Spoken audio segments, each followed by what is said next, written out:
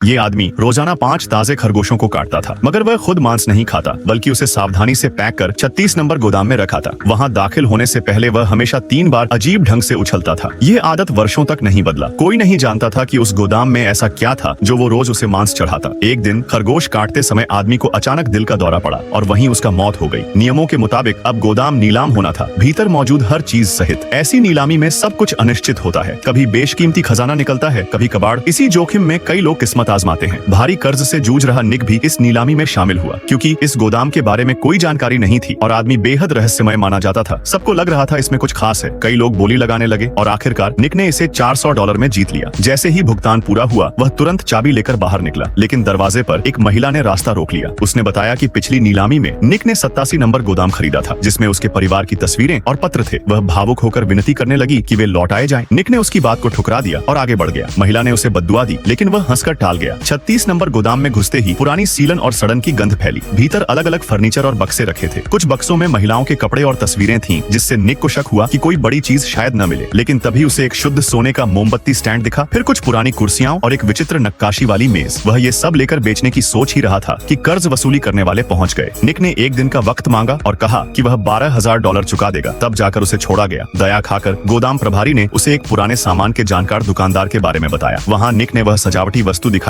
जिसे सूंघते ही दुकानदार चौंक उठा। वह इंसानी बालों से बनी थी। जब उसने मेज को ध्यान से देखा तो एक छिपा हुआ खांचा मिला, जिसमें 3 भारी किताबें थीं। इन किताबों में भूत प्रेत और राक्षसी अनुष्ठानों से जुड़े अजीब संकेत थे। दुकानदार ने एक तांत्रिक को बुलाया। उसने पुष्टि की कि यह मेज असाधारण थी। यह उन मेजों में से थी जिनका उपयोग आत्माओं और राक्षसों को धरती पर बुलाने के लिए किया जाता था। निक को इन बातों से फर्क नहीं पड़ा। जब पता चला कि अगर वह चौथी किताब ढूंढ ले तो पूरी श्रृंखला $3 लाख में बिक सकती है, उसने तांत्रिक को साथ लेकर दोबारा गोदाम की राह ली। रास्ते में उसे बताया गया कि आदमी किसी राक्षसी पंथ की अनुयायी था और उसने अपने ही परिवार के किसी सदस्य को बलि देकर राक्षस को बुलाया था। हर दिन जो खरगोश चढ़ाए जाते थे वो दरअसल उसी राक्षस की भेंट थे। वह सब बातें निक को बेतुकी लगी, लेकिन जल्दबाजी में उसने इन्हें नजरअंदाज कर दिया। दोनों गोदाम पहुंचे। सफाई के दौरान उन्हें एक दीवार मिली जो खोखली थी। पीछे एक छिपा कमरा था। मेज पर मोमबत्ती जलाई गई और जैसे ही दरवाजा खुला, भीतर से दुर्गंध और भय का माहौल बाहर आ गया। तांत्रिक ने चेताया कि भीतर कुछ भी न छुए, न देखें, न बोले, नहीं तो वह राक्षसी सत्ता उनकी ओर आकर्षित हो जाएगी। वे एक संकरी अंधेरी गली से गुजरे जहाँ ईसाई प्रतीकों से भरी दीवारें थीं। अंत में एक कक्ष मिला जहाँ इंसानी खोल जैसी आकृति पड़ी थी, जैसे किसी के शरीर को खाली कर दिया गया हो। निक की नजर सामने रखी चौथी किताब पर गई। लालच में वह तांत्रिक की चेतावनी भूल गया और सीधे किताब उठाने गया। उसी क्षण रक्षात्मक मंत्र टूट गया। भीतर बंद राक्षस जाग गया। तांत्रिक उसकी पहली बलि बना। डरा हुआ निक भागने लगा, बट गोदाम अब भूल भुलैया बन चुका था और वह राक्षस उसके गंध से उसका पीछा कर रहा था। नेक्स्ट पार्ट के लिए सब्सक्राइब करें।